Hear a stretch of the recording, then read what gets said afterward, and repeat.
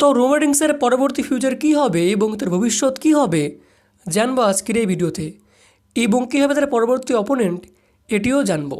বন্ধুরা, আজকে Roman Rings CM পাঙ্কে হারিয়ে হয়ে গিয়েছেন আমাদের নিউ ওয়ার্ল্ড হেভিওয়েট চ্যাম্পিয়ন, এবং প্রেস কনফারেন্সে তিনি বলেছেন যে তিনি এখন থেকে ফুল টাইমের হয়ে কাজ করবেন এবং তিনি পার্ট টাইমার হয়ে আর কাজ করবেন না। মানে যেমন আমরা তাকে দেখেছি 2021 আর 22-এর সময় the head of the table গিমিকে, আর আজকে তার থিম সঙ্গে কিন্তু চেঞ্জ করা হয়েছে এবং সেই ওল্ড থিমটিকে আনা হয়েছে এন্ট্রির সময়। এবং রোমান বলেছেন তাকে দেখা যাবে একদম সামার স্ল্যাম অবধি, মানে ডাইরেক্টলি তিনি বলেননি যে সামার স্ল্যাম, বাট তিনি বলেছেন তাকে দেখা যাবে সামার অবধি, মানে মোটামুটি এখনও 4 মাস রোমানকে আমরা দেখতে পাবো কন্টিনিউয়াসলি।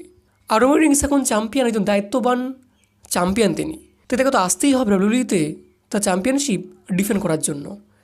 দেখা যাক তিনি ব্যাকল্যাশ এবং পরবর্তীকালে ইটালিতে পেপার ভিউতে তিনি কোনো ম্যাচ খেলেন কি না, এটা এখন দেখার বিষয় হবে।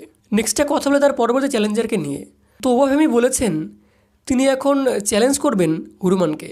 তিনি বলেছেন যে এখন সময় হচ্ছে নিউ মেন ইভেন্টটা তৈরি করার, এবং এই বছরের শেষের দিকে তিনি ফেস করতে পারেন রোমানকে, এবং তিনি আসছেন তার টাইটেলের জন্যে। এর উত্তরে রোমান রিংসও বলেছেন যে ওবা বেটা, তুমি এখন যা করেছো সেটা আমি অনেকদিন আগেই করে ফেলেছি, এবং আমি ব্রককে হারিয়েছি অনেকবার। ওবা নিশ্চয়ই একটি অনেক বড় কাজ করেছে, অনেক বড় অ্যাচিভমেন্ট করেছে, বাট আমি এই কাজটি অনেকবার করেছি। আমি ব্রককে হারিয়েছি অনেকবার, টাইটেলের সঙ্গে এবং টাইটেল বাদ দিয়েও। সেই জন্য অত হাই ওরে লাভ নেই, দেখা যাক কী হয়।